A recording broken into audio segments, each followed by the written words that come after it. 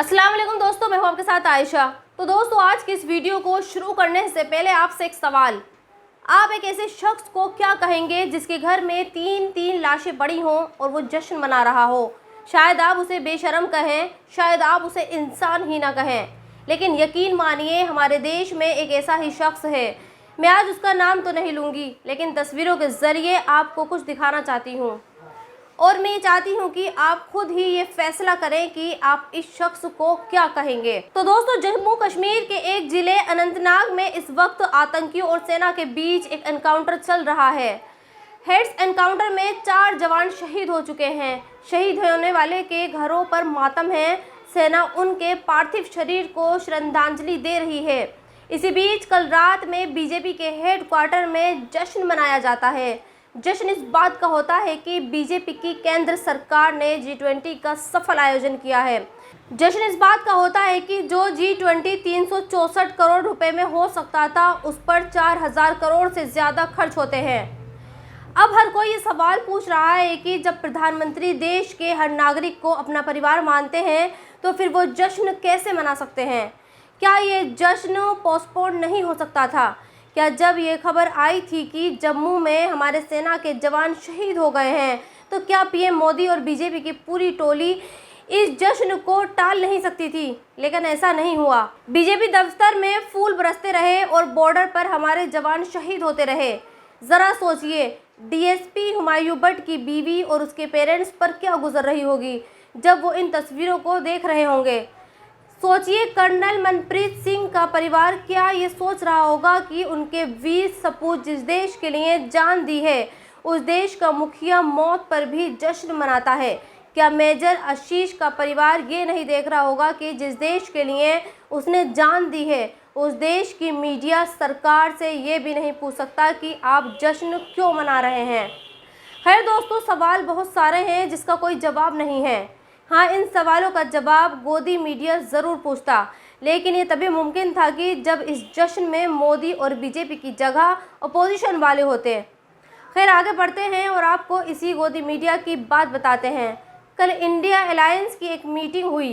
इस मीटिंग में India alliance की तरफ कुछ फैसले किए गए, जिसमें सबसे अहम फैसला मीडिया के उन एंकर्स पर लिया गया जो रात और दिन सिर्फ हिंदू मुसलमान करते हैं। इंडिया अलायंस ने ये फैसला लिया कि उन गोदी मीडिया एंकर्स का ना सिर्फ बॉयकॉट करेगा, बल्कि अपने प्रवक्ताओं को इनके शो में भी डिबेट का हिस्सा बनने नहीं देगा। आज मैं आपको उन गोदी मीडिया के एंकर्स के नाम बताती हूँ जिनका बॉयकॉट होने वाला है।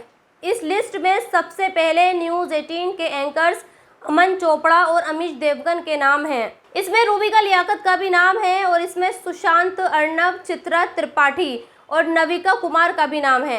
हालांकि इंडिया अलायंस के इस अनाउंसमेंट के बाद सबसे ज़्यादा तकलीफ सुधीर चौधरी को हुई और वो अपने शो में ये कह रहा था कि वो दरअसल ये लिस्ट गोदी मीडिया के एंकर्स के खिलाफ नहीं है, बल्कि उन पत्रकारों के खिलाफ है जो इंडिया अलायंस का चरण चुंबन नहीं करना चाहते। वैसे सुधीर चौधरी कह तो ठीक ही रहा था, क्योंकि वो खुद भी पिछले 9 साल से चरण चुंबन ही कर रहा है। खैर, अगली खबर की ओर बढ़ते हैं। सुधीर चौधरी से ही जुड़ी हुई है। जिस चरण चुंबन की बात सुधीर चौधरी कल रात कर रहा था, लगता है उसे उसका इनाम मिल गया है और शायद यही वजह है कि अब तक सुधीर चौधरी की गिरफ्तारी नहीं हो पाई है। सोशल मीडिया पर एंटी इंडिया अलायंस के लोग ये कैंपेन चला रहे हैं कि सुधीर चौधरी के खिलाफ साजिश रची गई है, लेकिन सवाल ये पैदा होता है कि क्या वाकई सुधीर चौधरी के सामने कर्नाटक सरकार ने घुटने टेक दिए? क्या वाकई सुधीर चौधरी इतना पावरफुल एंकर है कि कर्नाटक की सरकार गैर जमानती धाराएं लगाने के बावजूद भी सुधीर चौधरी को गिरफ्तार नहीं कर पाई? सोचिए, सुधीर चौधरी की जगह अगर कोई मुसलमान होता, अब तक वो सलाखों के पीछे होता और उसके घर और मकान और दुकान और दूसरी तमाम प्रॉपर्टी पर बुलडोजर चल चुका होता। लेकिन सुधीर चौधरी आराम से स्टूडियो में बैठकर एंकरिंग कर रहा है।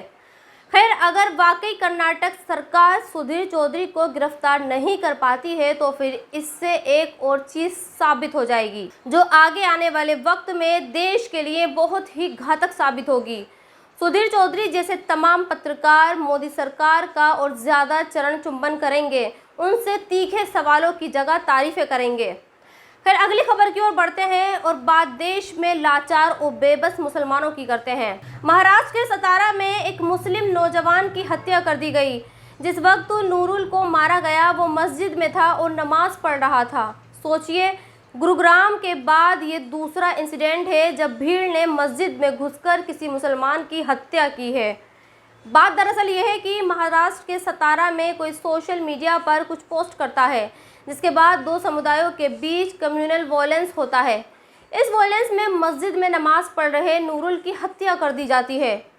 नूरुल सिविल इंजीनियर था और खबरें ये भी हैं कि परिवार में कमाने वाला वो अकेला था। सतारा की तरह बिहार के बेगूसराय में भी एक MBBS और दाढ़ी वाले डॉक्टर पर जानलेवा हमला किया गया। गंगा साहब नाम के एक शख्स ने शौकत अली नाम के डॉक्टर की गर्दन पर धारदार हथियार से हमला किया। फिलहाल डॉक्टर बच गया। इस हमले के दो पहलू निकलकर सामने आ रहे हैं। एक वो पहलू है जो डॉक्टर के क्लिनिक में मौजूद चश्मदीदों ने बताया और एक वो पहलू है जो खुद हमलावर ने बताया है। चश्मदीदों का कहना है कि हमलावर नशे में था और जिस वक्त उसने हमला किया उस वक्त भी उसकी पॉकेट में शराब की बोतल थी, जबकि खुद हमलावर ये कह रहा है कि वो 5 दिन से दवा खा रहा था, उसे कोई फ़ायदा नहीं हुआ। और जब वो फिर से डॉक्टर को दिखाने आया तो डॉक्टर के कंपाउंडर ने फीस दोगुनी मांगी, जिससे उसे गुस्सा आ गया और उसने हमला कर दिया। खैर, अब इसमें कितनी सच्चाई है ये तो जांच के बाद ही पता चलेगा, लेकिन आज की एक कड़वी सच्चाई ये भी है कि डॉक्टरों को मरीजों में सिर्फ और सिर्फ ग्राहक ही नज़र आते हैं।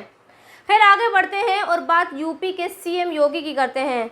योगी कल मध्य प्रदेश के उज्जैन में थे और उनकी महाकाल मंदिर में ये तस्वीरें काफ़ी वायरल हो रही हैं। अब इस तस्वीर में योगी ने नंदी के कान में क्या कहा ये तो वही जानते हैं, लेकिन बाहर आने के बाद योगी ने मीडिया को जो बताया वो हम आपको बता सकते हैं। योगी ने ये कहा, जो लोग ये सोचते हैं कि वो सनातन धर्म को मिटा सकते हैं, वो ज़रा ये याद कर लें कि सनातन धर्म को तो रावण भी नहीं मिटा पाया, सनातन धर्म को तो कंस का अहंकार नहीं मिटा पाया। और उन्होंने ये भी कहा कि सनातन धर्म के आगे तो बाबर की तलवार भी फीकी पड़ गई थी। खैर, अब क्या कहें योगी बाबा से, अब क्या कहें जो लोग इस देश के सही इतिहास को जानते हैं और जिन्होंने व्हाट्सएप यूनिवर्सिटी से अलग इतिहास पढ़ा है, वो ये जानते हैं कि बाबर हो या फिर अकबर या फिर हुमायूं, मुगलों के राज में हिंदू सबसे ज़्यादा सुरक्षित थे। खैर, आगे बढ़ते हैं। राजस्थान के उस पार्क की बात करते हैं जो मुख्यमंत्री अशोक गहलोत ने 120 करोड़ रुपए खर्च करके बनवाया है। ये पार्क कोटा में बना है और मुख्यमंत्री को ये लगता है कि इस पार्क के बनने के बाद कोटा में जो स्टूडेंट्स सुसाइड करते हैं वो इस पार्क के बनने के बाद रुक जाएगी। एक खबर और आज आपको देखनी चाहिए और आपको ये समझना चाहिए कि इस देश में एजुकेशन को लेकर हमारे हुक्मरान कितने सीरियस हैं। उड़ीसा में 1,30,000 प्राइमरी टीचर्स छुट्टी पर चले गए हैं। उनका कहना है कि जो सैलरी उन्हें दी जाती है वो उनके परिवार का पालन पोषण नहीं कर पा रही है। लेकिन मुझे उम्मीद है कि ये खबर आपने कहीं ना कहीं देखी होगी और आप देखेंगे भी नहीं, क्योंकि इस देश में सिर्फ खबरें वही होती हैं जिसमें धर्म होता है, जिसमें हिंदू खतरे में होता है और सरकारें भी उन्हीं पर काम करती हैं। और अब एक और खबर जो आपको चौंका सकती है और आप जिससे ये अंदाज़ा लगा सकते हैं कि देश में करप्शन किस लेवल का है और सरकारी अधिकारी की मंशा सरकारी नौकरी पर सिर्फ और सिर्फ नोट छापने की होती है। कल CBI ने यूपी के 2 अलग अलग शहरों में छापेमारी की और इस छापेमारी में CBI ने 2 करोड़ 61 लाख रुपए कैश बरामद किए। दरअसल नॉर्दर्न ईस्टर्न रेलवे के एक अधिकारी को CBI ने 3 लाख रुपए की रिश्वत लेने के इल्ज़ाम में गिरफ्तार किया था। गिरफ्तार करने के बाद इस अधिकारी के 2 ठिकानों पर छापेमारी की गई तो वहां से ये 2 करोड़ 61 लाख रुपए कैश बरामद हुए। और जानते हैं कि इस अधिकारी का ताल्लुक कौन से शहर से है? गोरखपुर से, जहां से योगी आते हैं। खैर, आगे बढ़ते हैं और अब आपको लीबिया लेकर चलते हैं, जहां आई बाढ़ ने 5,000 से ज़्यादा लोगों को लिया है। हज़ारों लोग बेघर हो चुके हैं। अब लोग ये सवाल पूछ रहे हैं कि जब हिमाचल में बाढ़ आई थी तो मुसलमान सोशल मीडिया पर अल्लाह का अजाब बता रहे थे और ये कह रहे थे कि चूँकि हिमाचल के हिंदुओं ने मुसलमानों को भगाया था इसलिए वहाँ अल्लाह का अजाब आया। अब जबकि 2 बड़े मुस्लिम मुल्क लीबिया और मोरक्को में बाढ़ और भूकंप से हज़ारों जान गई हैं, तो उसके लिए कौन जिम्मेदार है?